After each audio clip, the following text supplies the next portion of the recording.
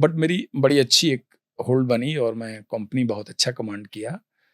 तब तक अचानक टी कोरिया डीआईजी का इंस्पेक्शन था, तो कमांडिंग अफसर ने मेरा पोस्ट चुना कि वहाँ ब्रीफिंग ये यंग अफसर देगा।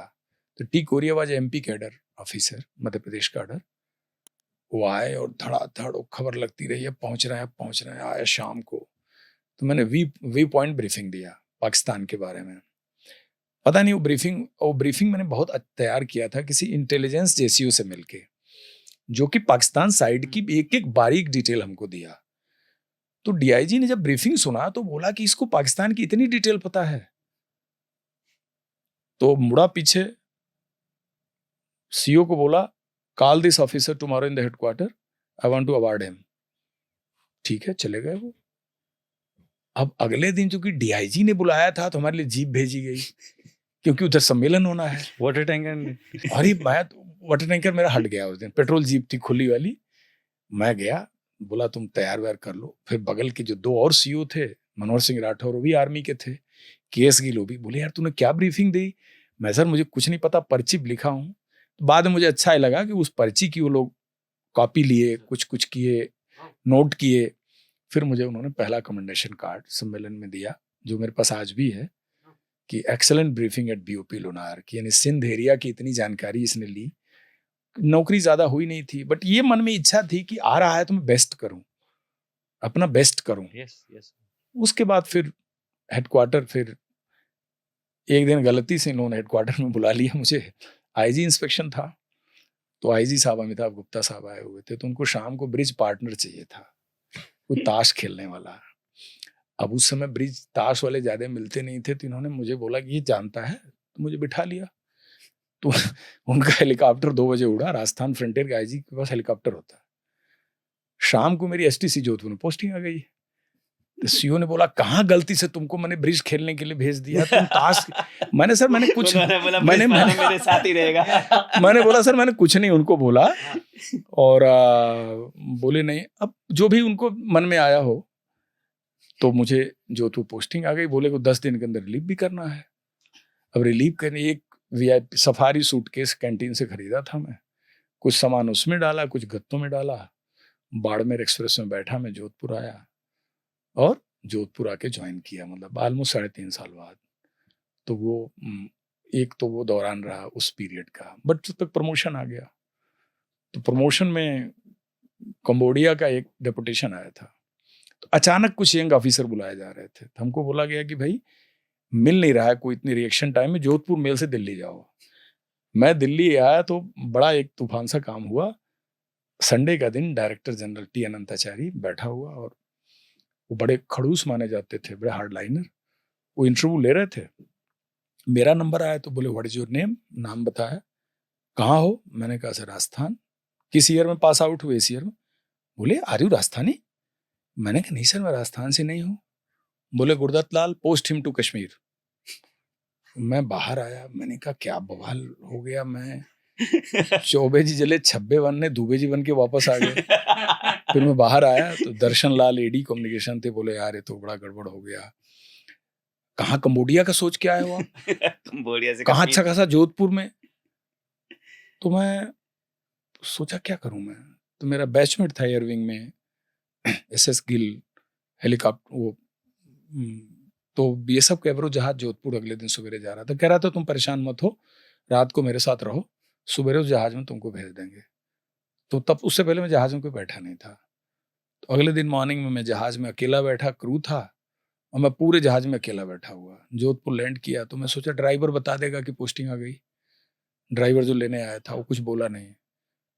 तब तक मैं पहुंच गया हेडक्वार्टर, पूछने लगा तो खबर तो सबको लग गई थी, दर्शन लाल जाके बता दिए थे कि दुबे के साथ ऐसा कांड हुआ है। अब आईजी को भी खबर लग गई, और मैं 5 महीना पहले आया था पोस्टिंग।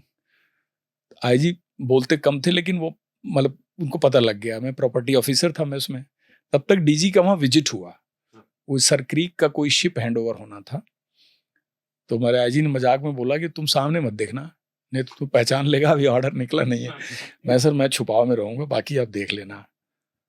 तो बाद में शायद आईजी ने उनको बोला कि सर ये प्रमोशन जोन में है, प्रमोट हो जाएगा तब कर देना। तो वो मान गए, फिर मेरा प्रमोशन आ गया, पोस्ट आउट हो गया। बटालियन पंजाब में थी, पंजाब से निकल रही थी। डी इंडक्शन के टाइम में वाइफ को घर भेजा मैं।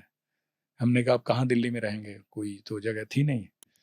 और पंजाब से नीचे डाउन होते समय हमने फिर दिल्ली में 6-7 महीने हैंडल किया बटालियन को। उसके बाद बंगाल गए, नॉर्थ बंगाल, और नॉर्थ बंगाल में भी करीब 1.5 साल रहे सिलीगुड़ी में, जिसमें मैं 3 महीने में 3 स्कूल ड्रेस और 3 बुक्स का सेट चेंज किया बच्चों का। क्योंकि बटालियन पहले गई कूच बिहार, वहाँ के हिसाब से किताब खरीदी, ड्रेस बनवाया। 2 महीने बाद बटालियन आ गई सिलीगुड़ी, वहाँ जो सबसे नज़दीक कॉन्वेंट स्कूल था उसका ड्रेस किताब बनवाया। फिर हुआ नहीं, अब उसमें कर दें, स्कूल बस यहाँ नहीं जाती है, जहाँ करा लिया वहाँ स्कूल बस जाती नहीं है। तो वो पहले क्यों नहीं सोचा कि स्कूल बस जहाँ जाती वहाँ कराओ। चलो फिर तीसरे जगह करा, वहाँ करा लिया। ये मेरे साथ होता है यही कारण। तो 3 महीने में 3 स्कूल ड्रेस और 3 किताबें चेंज की, बट बच्चे फाइनली सिलीगुड़ी में सेटल हो गए। और तब तक 1994 कश्मीर का पीरियड आ गया। तो 94 से पहले का फेज था, मैंने कहा आपको बताऊंगे। तो सर जब आप 94 में कश्मीर आए तो किस तरह की हालात थी सर कश्मीर में? देखिए 94 में कश्मीर, और बोले तो साउथ कश्मीर, टेररिज्म में पूरा इस्टेब्लिश हो चुका था। कश्मीर की जो टेररिज्म था लेट 1988 से शुरू हुआ है। 89 में काफ़ी कुछ इंसिडेंट्स बढ़ गए थे, और सन 90 में जब इन्फिल्ट्रेशन हुआ फॉरेन टेररिस्ट फाइटर्स का थ्रू LOC, वो बड़ा गेम चेंजर रहा।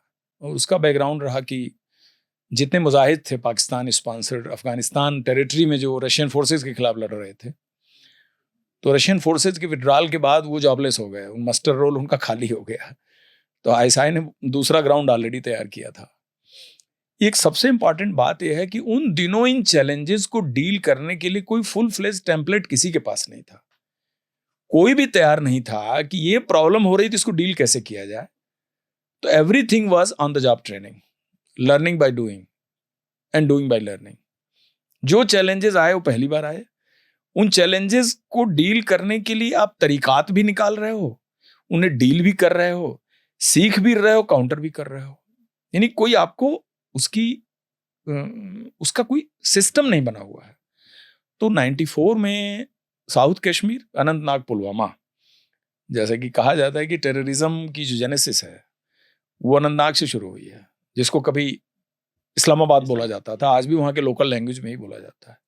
वो किसी दिन अगर ये शांत होगा तो साउथ कश्मीर में ही शांत होगा। तो 94 में टेररिज्म वेल एस्टेब्लिश्ड हो गया था। Local organisation Hizbul Mujahideen at the helm of affairs था। फॉरेन टेररिस्ट काफ़ी कुछ आ चुके थे, जिसमें हरतुल मुजाहिदीन, हरतुल अंसार, तहरीकुल मुजाहिदीन, ये ग्रुप एक्टिव था। और अलुमर और JKLF उस समय उतना एक्टिव नहीं था। JKLF 94 में डाउन होने लगा था। JKLF शुरुआती दौर में काफ़ी एक्टिव था, 89 से 94 तक JKLF का काफ़ी दौर था, लेकिन उसके कंपोनेंट्स इनको सपोर्ट करते थे। HM सबसे रेटेड ऑर्गेनाइजेशन था, हर जो है हिजबुल मुजाहिदीन। और उसके बाद फॉरेन टेररिस्ट फाइटर्स जो कि ग्रिड को होल्ड करते थे। कोई भी छोटा मॉड्यूल है, फाइटिंग मॉड्यूल, उसके हेड पे पाकिस्तानी होता था, और पहला पाकिस्तानी ही BSF ने मारा था।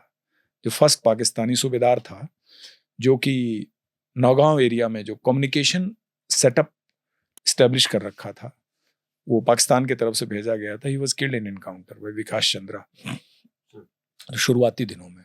94 तो बहुत इस्टेब्लिश था, और उसमें इक्वानुल मुजाहिदीन का भी आविर्भाव हो चुका था, जो इक्वानीज थे, सरेंडर टेररिस्ट थे, जिनको कि फोर्सेज ने मेन फोल्ड में ले लिया था। और वो ऐसा टाइम था कि आर्मी की रेगुलर यूनिट्स थी, इंटीरियर में रेगुलर्स यूनिट थी। उस समय राष्ट्रीय राइफल बनी नहीं थी, तो पूरा इंटीरियर आर्मी और BSF देख रही थी, और श्रीनगर शहर एक्सक्लूसिव BSF के पास था, सिटी का पूरा एरिया BSF के पास था। तो 94 तो काफी चैलेंजिंग ईयर शुरू हो गया था, इनकाउंटर्स।